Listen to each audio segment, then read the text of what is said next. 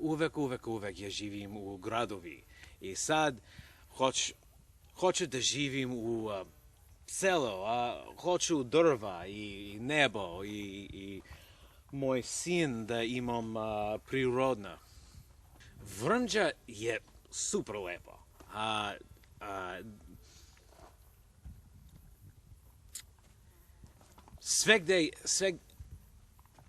Everywhere ja vidim je lep.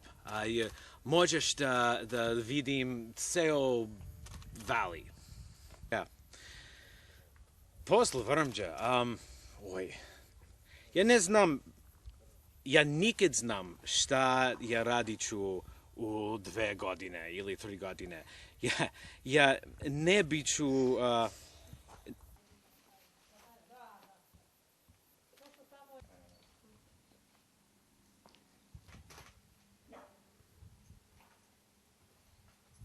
U Veneciju nema trava, nema cveće, nema drveta se kaže. Izvinite, mnogo greška.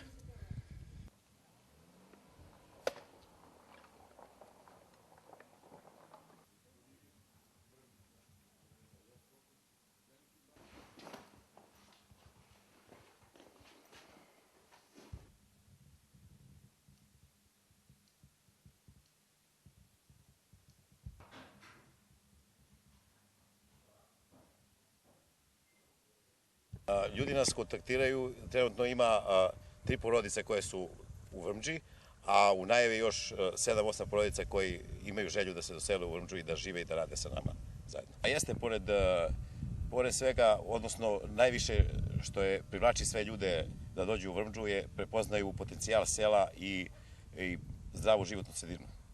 A svi ljudi su zainteresovani za zdrav život u današnje vreme, tako da i ovi ljudi koji su se kod nas doselili, živjeli su neke velike gradove u drugim zemljama i našli su svoj mir i zdrav život u selu.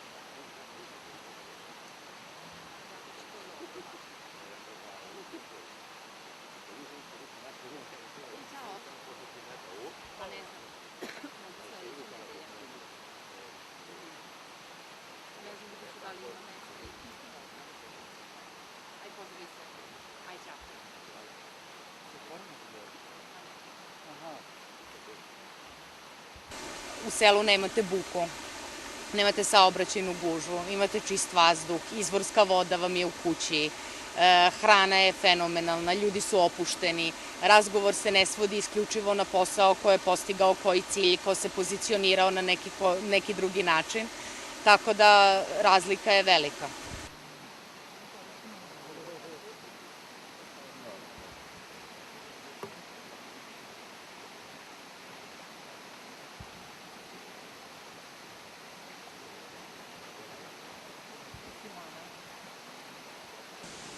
Fizički teško, ali emocionalno i mentalno lako.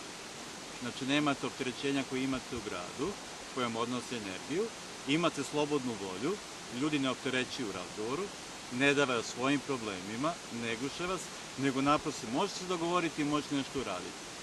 Znači, imate slobodnu volju, da ne bude to automat u životu, već da nešto ostvarite što želite.